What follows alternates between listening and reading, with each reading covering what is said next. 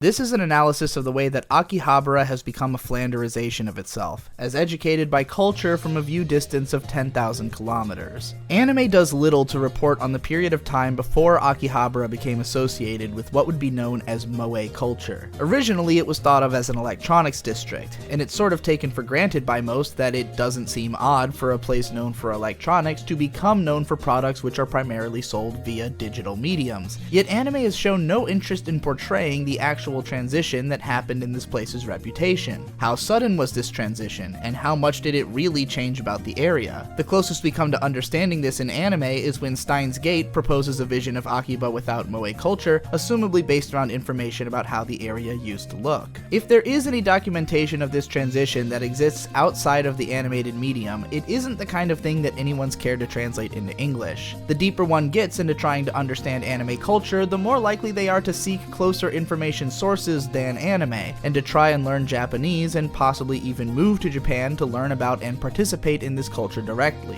But aside from sharing anecdotes back to the English-speaking world in obscure forums and at conventions and such, no one has put forth a journalistic book to explain what they've learned in depth or sought out and translated any non-animated reports on this subject. While anime may not do much to tell us about how Akiba became Akiba, we can certainly chart its evolution in how anime portrays it. The earliest example I know of is from the Genshiken manga in 2002, in which the transformation of Akiba comes off as a somewhat recent event. The normie character Saki is surprised to hear that the electronics district has become a haven for otaku, and the latest member of their otaku culture club has never even been there yet. Their trip to Akiba includes visiting a doujin shop so small that it has a line to get in, which in the anime adaptation 2 years later would be portrayed as a larger second-floor shop in one of the many enormous shopping buildings which encircle the train stop around which Akiba is centered, and next a karaoke box. That's about it. No maid cafes or gigantic figure shops like what you'd be getting a lot of in Steins Gate's portrayal of Akiba 8 years later. Taking Genshiken as having been set towards the beginning of Akiba's legendary status in otaku culture makes sense from an anime perspective, as it was hardly the first otaku-oriented and culture-focused story which would have included Akiba had it been a thing at the time. Komike had been featured years prior in shows like Comic Party, and Akihabara had also well arrived at that station by the time it was visited through the course of Oreimo as a sort of go-to shopping trip for any Tokyo otaku's weekend. By 2006, Gonzo's anime adaptation of Welcome to the NHK had the character Yamasaki attempting to convert our protagonist Sato into a deeper otaku by taking him to a maid cafe to hold a meeting about developing a visual novel. This is basically the epitome of otaku culture circa the mid-2000s, but it wasn't a scene in the original 2002 light novel, not only because the anime massively expands on the scope of the story to fill 26 episodes, but because by the time of that adaptation, this had become a new aspect of otaku identity which they could crowbar into the story. Lucky Star would be animated just a year later, and thoroughly codify the portrayal of otaku lifestyle for a long time forward.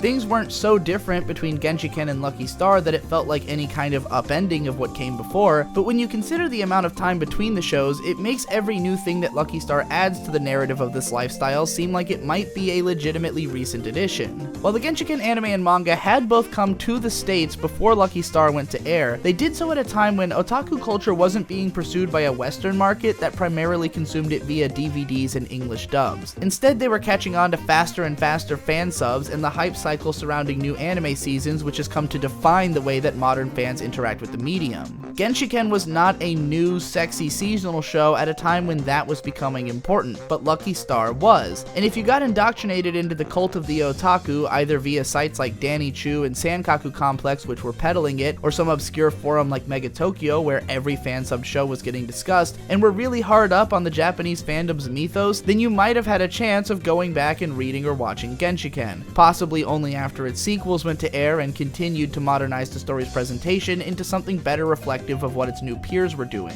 What I'm trying to explain is that as a Western viewer seeing Genshiken and Lucky Star back to back, or anything that's come since, it's easy to see them as mostly showing the same kinds of things, and to forget that Genshiken was the first real portrayal of Akiba as an important place for otaku in otaku media, or that there hadn't been a huge number of shows fixated on otaku culture until after shows like Lucky Star had brought notoriety to the genre. Arguably, it really began with the massive success of Haruhi, which isn't a full-blown Life of Otaku show even if it is thoroughly steeped in their culture, but enough different people came to the same conclusion about how to market the otaku lifestyle after that Lucky Star can easily be framed as the beginning of a wave. As we transition into 2008's Nogizaka Haruka no Himitsu, 2010's Oreimo, and 2011's Steins Gate, the setting only grows in prominence and in how much of it seems built to harbor otaku culture. In the third case, it's become a sort of home base for the characters, and nearly the entire story takes place within this small part of the city. Inevitably, this was going to have to come to a head when the real-life city had finally come to embody the version of itself that these cartoons portrayed, and survive as a character in and of itself. That's when we got akiba'strip. It's not the first thing to use Akiba as a prominent facing aspect of its identity. Before it had come shows like Akiba Ranger, which is an adult-oriented tokusatsu parody starring an otaku hero, but akiba'strip went all in on the setting to the extent of just straight up recreating it inside a game world, in the same way that the Yakuza series has been popularly doing with other Tokyo districts for a while. If you asked a Western anime fan in 2007 what was the ultimate otaku mecca, you probably would have heard the name of some convention, or just Tokyo, Japan,